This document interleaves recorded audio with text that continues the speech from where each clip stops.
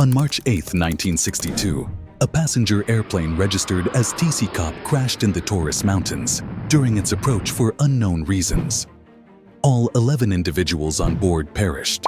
One of the victims was Ahmet Delibalta, the owner of the Havuz Casino located in Adana.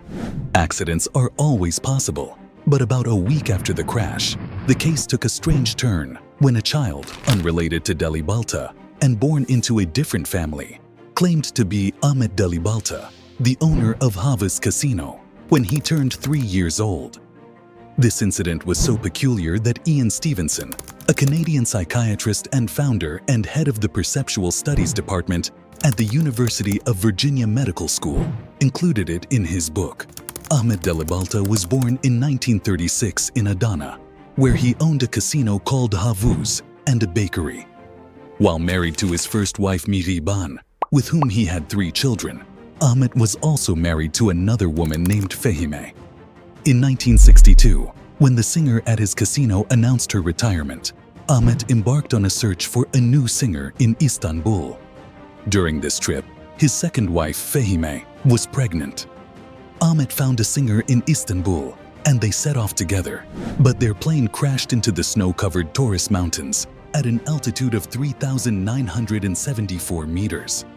It took rescue teams 3 days to reach the mountain summit, and none of the 11 people on board, including the pilots, survived. It was not publicly known whether the victims died from the crash or froze to death. During the body recovery, a misidentification occurred with Ahmet's body. His brother went to identify him, but unable to face seeing his body, suggested identifying him by his clothes instead.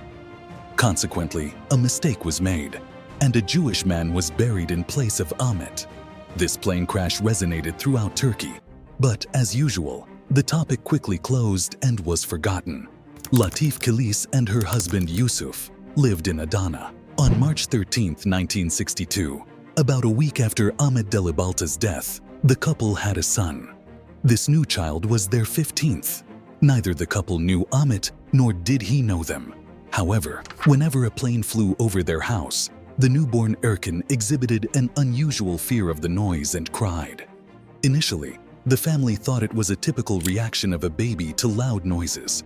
However, even at the ages of 2, 3, whenever he heard a plane, he would run away in fear and try to hide behind his mother, a chair, or whatever he could find. Erkan had hardly spoken properly until then, but around the age of 3, 4, he suddenly told his mother that she was not his real mother, that his real name was Ahmet Delibalta, and that he used to own the Havuz Casino and a bakery. He explained that he had gone to Istanbul to find a singer and that his plane had crashed on the return journey, but he had died not from the crash, but from freezing. Ian Stevenson, the author of the book discussing this case, was particularly struck by this description because everyone involved in the case thought the victims had died from the impact. Only those familiar with the investigation knew some had survived the impact, but had frozen to death. Erkan even knew that his body, that is, Ahmet's body, had been mistaken for that of a Jewish man on the plane. At that time, Ahmet's brother, who was deeply ashamed of this mistake, said it was kept secret, known only to very close family members. Yet, the 3-4-year-old Erkan continued to provide details, correctly naming his father Yunus, his mother Emine, his siblings, and even his sister Turkan, and his mother-in-law's maid Katibe. After these conversations, the child said he wanted to go home to his wife Miriban's house from his previous life. His previous home was not far from where his current family lived. He went there, knocked on the door, and introduced himself, but the credibility of his claim was naturally questionable. When 4-year-old Erkan visited, he discussed all the details, and Miriban did not know what to make of the situation. All the details this child mentioned are accurate, but his mother, fearing he might be taken away or run away, tries to prevent the situation and intervenes in the events. One day, Erkan expressed a desire to see Ahmet's pregnant second wife, Fehime. Despite the family's objections, they could not stop him and decided to go to the location Erkan described, which was Fehime's house. Latif, Erkan's mother, introduced herself. Fehime had already heard the claims about Erkan being the reincarnation of Ahmet and was quite skeptical. Then Erkan asked her, "Do you recognize me?" When Erkan responded, "You are Fehimi. You are my wife."